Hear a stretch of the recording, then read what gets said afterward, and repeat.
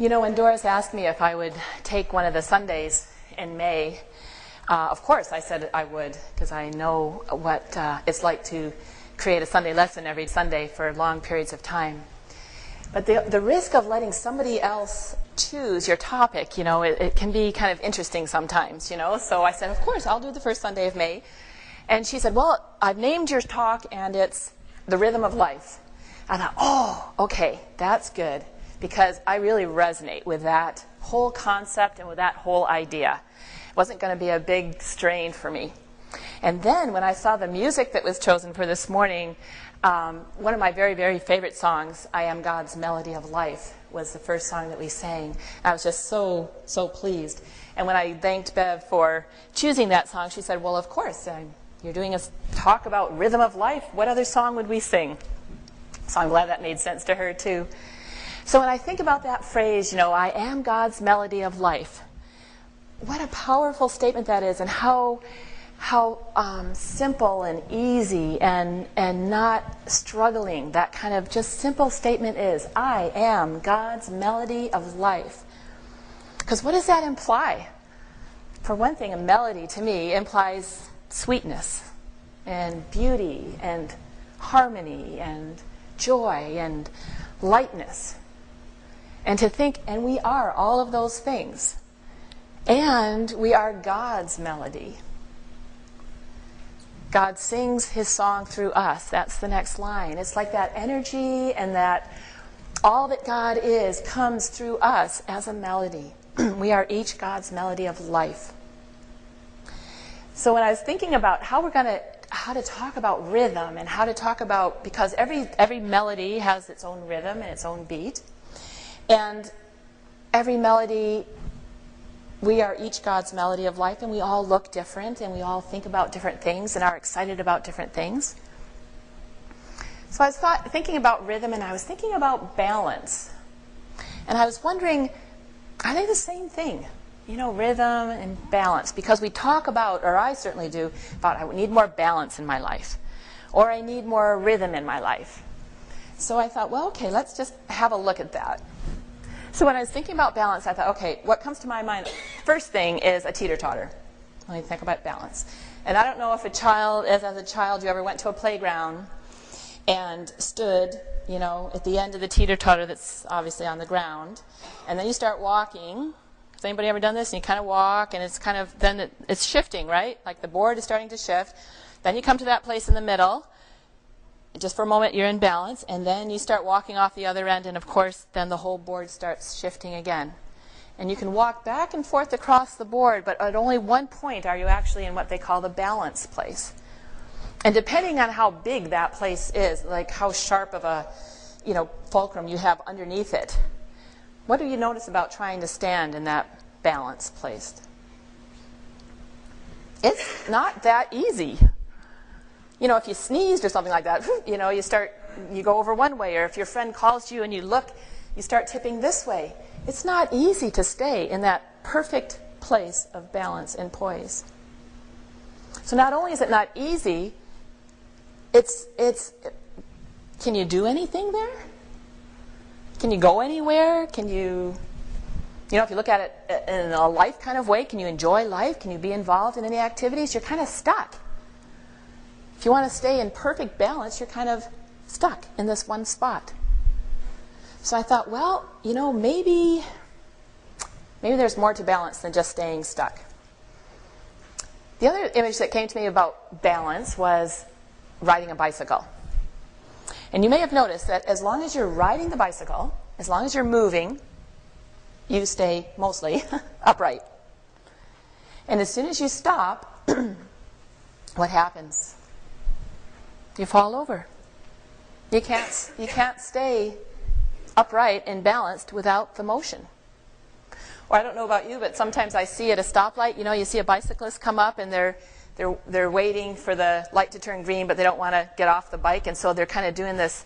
But you notice they're not just sitting there on top of their bicycle with their feet not touching the ground, waiting for the light to turn green.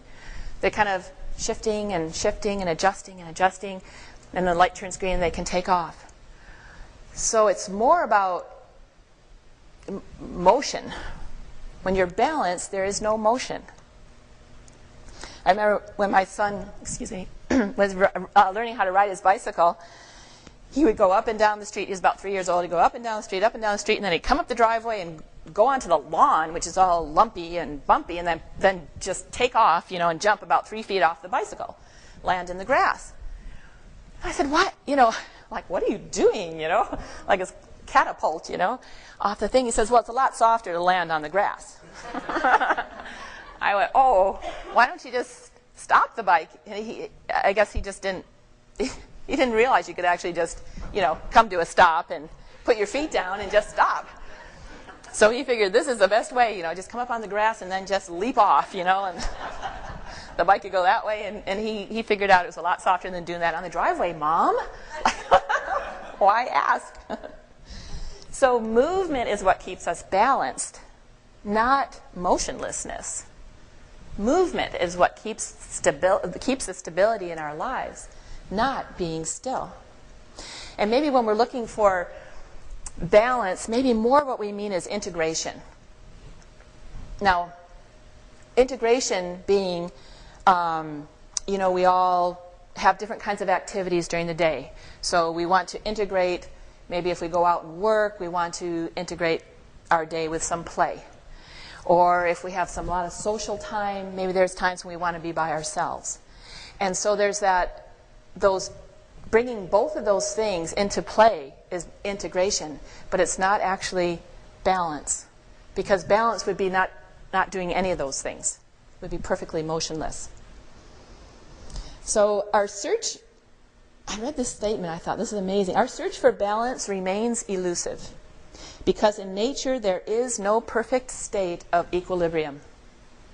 There is no perfect state of equilibrium in nature.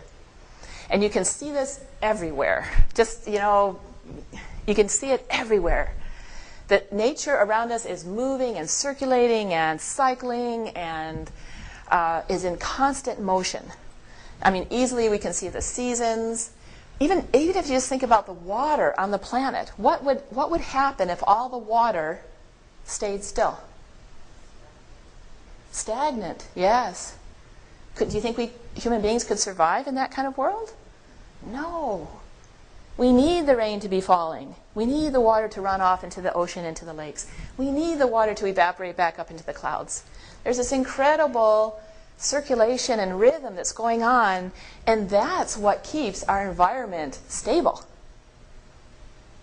That rhythm, that movement, that beat. I was doing some research, of course, about rhythm and life and things like that, and I read this interesting little thing. I think it was in some scientific journal, and these scientists did this experiment, I think it was in the 60s or something like that, and they took mold. Great. I'm glad scientists can do this kind of thing. They took a little slice of mold and they put it under a very powerful microscope and looked at the subcellular activity that goes on in the capillaries of this mold. And they noticed that there was a rhythm to it. And for 58 seconds, all this little fluid, subcellular fluid would go this way. And then for 58 seconds, it would go back this way.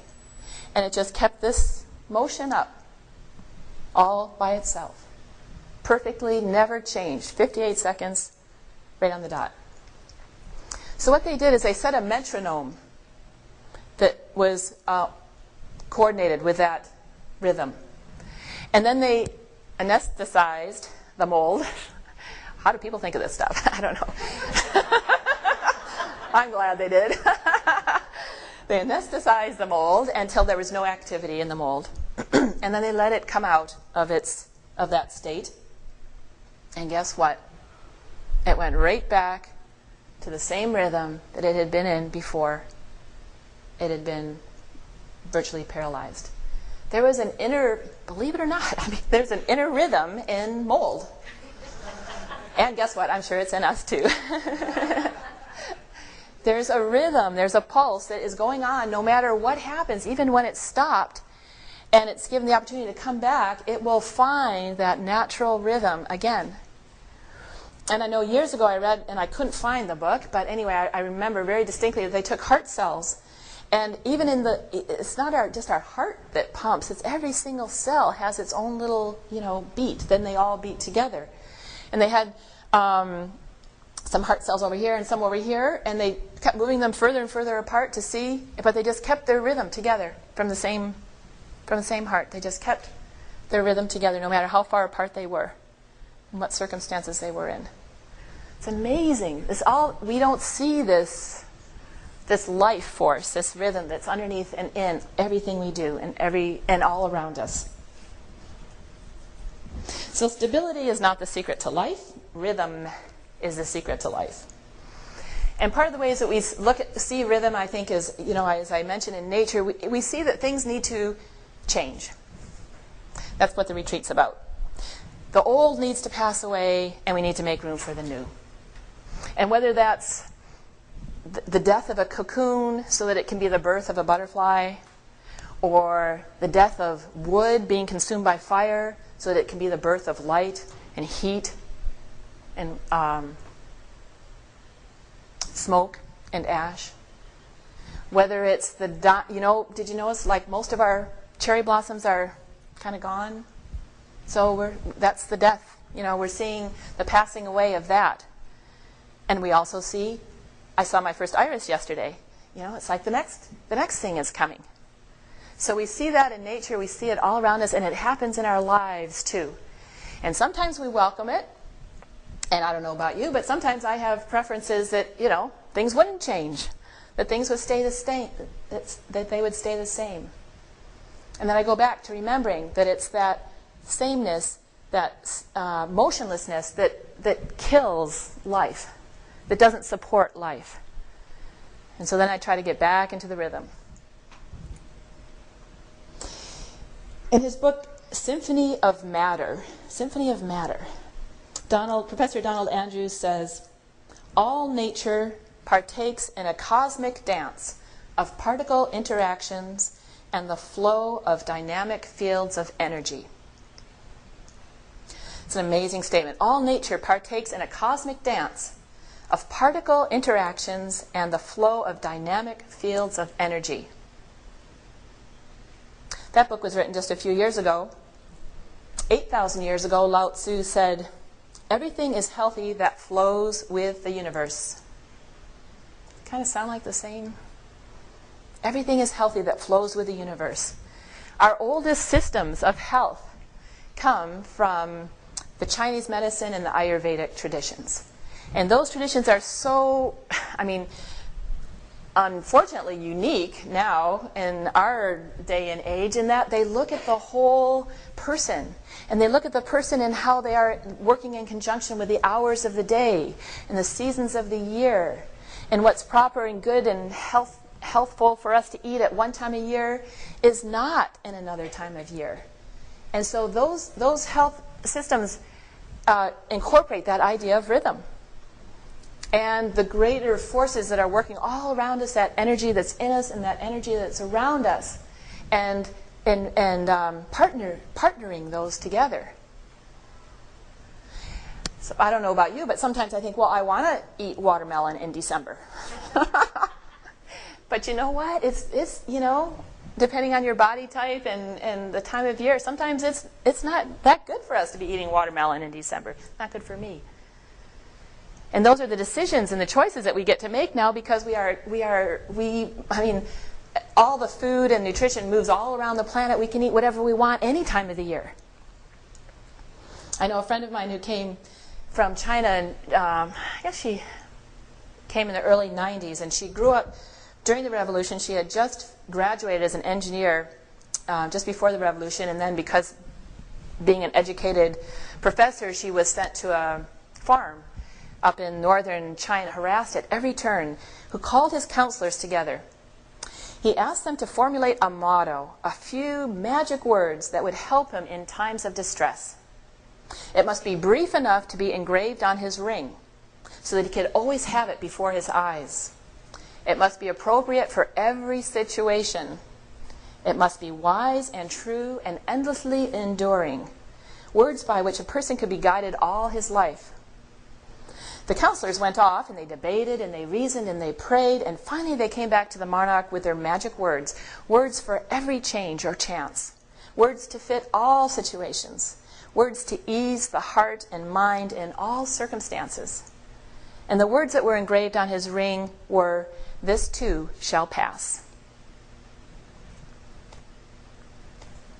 I remember that when I'm in the middle of change that maybe I'm not really that excited about. I will see it differently, that this too shall pass. In George Leonard's book, The Silent Pulse, I just wanted to read you a paragraph that he says here, and I was trying to get the children and us to remember that we have a beautiful rhythm inside of us. He says, at the heart of each of us, whatever our perfections, there exists a silent... Things did you eat? And she said, well, in the winter we ate cabbage and potatoes, and in the summer we ate cabbage and potatoes and carrots. Because that's what the earth was providing for them. That's where they lived and that's what they ate. And here, we can go to the store and we can have fruits and vegetables from all over the world. But it may be an idea anyway just to think about the rhythms and what's most healthy for us to eat. It's a real chance for us to use some self-discipline instead of saying, well, I can eat whatever I want. I'm going to read, yes, Eric Butterworth wrote a book, In the Flow of Life. So sometimes, as I said, we have changes that come up for us that we are welcome and that we're grateful for and that we embrace. And sometimes there's ones that's like, I don't want this to happen. And we try to, hold back life is really what we're trying to do. And then later, sometimes we see the wisdom in what was happening to us at the time and how we reacted to it and how it is actually, we can see that it was part of our journey. So I'll just read from this book here. It says, out of the legendary past comes the story of an Eastern monarch plagued by worries and harassed at every turn, who called his counselors together. He asked them to formulate a motto, a few magic words that would help him in times of distress. It must be brief enough to be engraved on his ring, so that he could always have it before his eyes. It must be appropriate for every situation. It must be wise and true and endlessly enduring, words by which a person could be guided all his life. The counselors went off and they debated and they reasoned and they prayed, and finally they came back to the monarch with their magic words, words for every change or chance, words to fit all situations, words to ease the heart and mind in all circumstances. And the words that were engraved on his ring were, "This too shall pass." I remember that when I'm in the middle of change that maybe I'm not really that excited about. I will see it differently, that this too shall pass. In George Leonard's book, The Silent Pulse, I just wanted to read you a paragraph that he says here, and I was trying to get the children and us to remember that we have a beautiful rhythm inside of us. He says, at the heart of each of us, whatever our perfections, there exists a silent pulse of perfect rhythm. A complex of waveforms and resonances, which is absolutely individual and unique, and yet which it connects us to everything in nature. The act of getting in touch with this pulse can transform our personal experience and in some way alter the world around us. So think of that. Think of the possibilities. If we recognize that we each have a unique, beautiful, silent pulse within us, it is the rhythm of our life, and that if we had it in sync with the world around us or with God, what we could create, what we could be, what kind of lives we would have.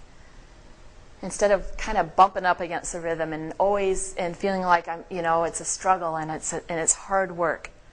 But if we could synchronize our rhythm with divine rhythm, what our lives would look like. So what is it about rhythm that energizes us? There's a book called When Drummers Were Women, and the writer says, scientific studies have shown that our moods, our emotions, our thoughts, our bodily processes are rhythms of chemical energy. Rhythm can also calm and soothe us. It's no accident that one of the basic forms of meditation consists of the awareness of the breath. If you're trying to get kids to sleep, lullabies work like a charm by helping to slow the breath, relaxing them, and sending them off to Never Never Land.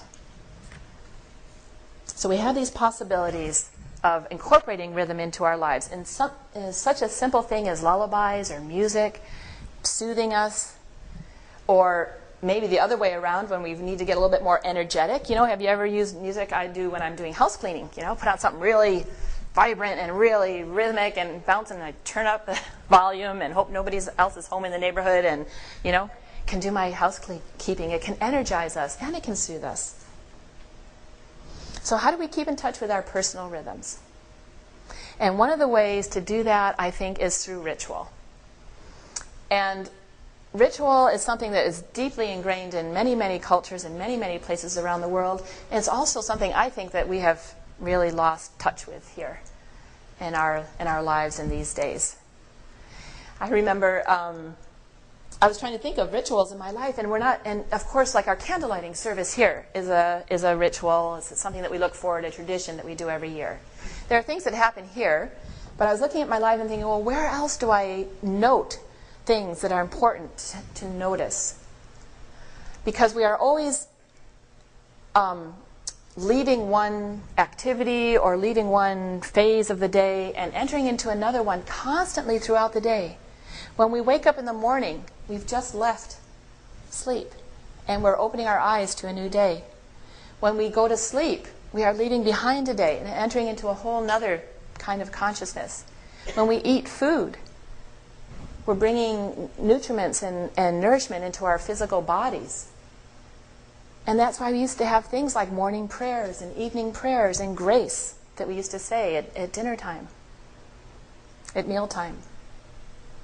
There's those thresholds when we want to notice that something is different, something is happening, that we're changing from one thing to another thing. I know when I was a child, and I was trying to remember how my mom did this, but sometime probably in August we went out and we bought school shoes.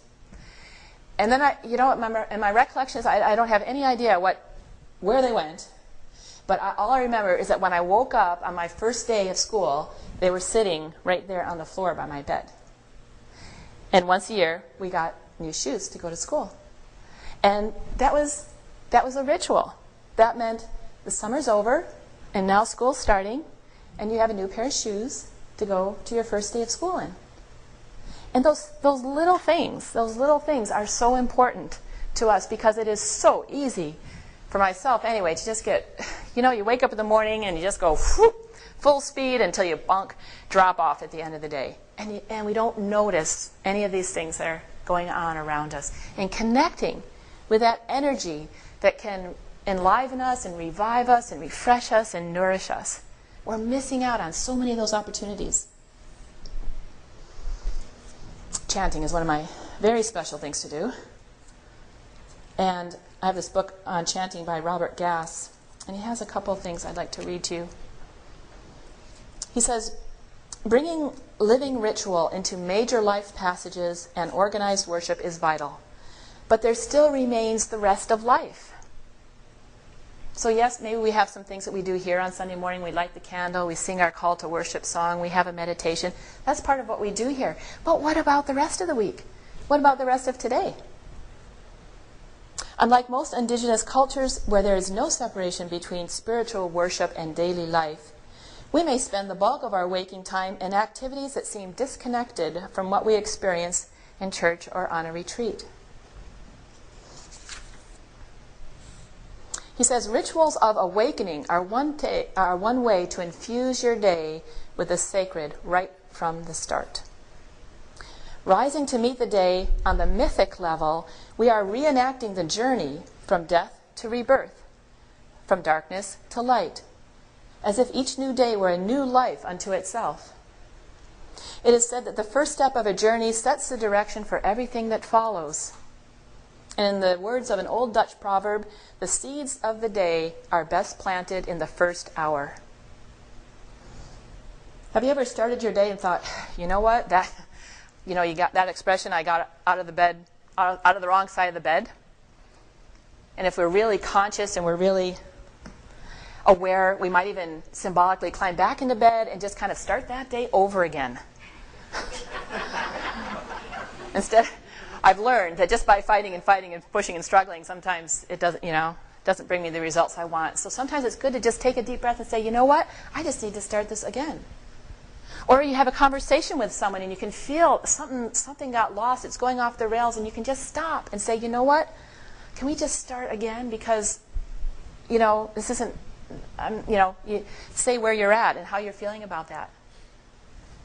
So the seed of the day are best planted in the first hour. When I was doing a music workshop with Siobhan Robinson, one of her beautiful songs that she gathered and shares with people in Victoria and that I've taught at retreats is from the Aboriginal people of Australia. And what she says is that they go out into the darkness in the early morning and they face the east and they sing a very simple song. And it just goes, sunrise up in the morning, sunrise up in the morning, bringing back the warmth to the ground, to the ground, to the ground. Sunrise up in the morning, sunrise up in the morning, spreading all the light all around, all around, all around. And they keep this chant until the sun rises. And that's their duty to bring up the sun. They wouldn't miss it. That's part of their life. We need to go out now in the darkness and bring up the sun. How do you start your day? With the alarm going off, and you go, oh no, I can't believe it's already 7 o'clock or 6 o'clock or whatever it is. Do you ever start your day with an oh no? Is it already morning? Well, I'll tell you, one of the best things that we did is we got one of those CD alarm clocks. And so we can choose whatever music we wake up to in the morning. We put it in a different room, and we hear, some classical music or something like that that slowly wakes us up. But that is an opportunity. The first thing in the morning is such an opportunity to plant the seeds for the day, to set the intention for the day, to look purposefully at what's coming up ahead. So I encourage you to pay attention to what goes on in here when you get up in the morning. Oh, I'm running late, I forgot to pack my lunch, and I've got a dentist appointment in 45 minutes, and then, boom, we're gone. Just take a moment. I've trained myself. When I wake up in the morning, the first thought in my mind is, thank you, God, for this day. It can be as simple as that. To recognize who our source is, to connect with it, to be grateful for it. Even if that's the only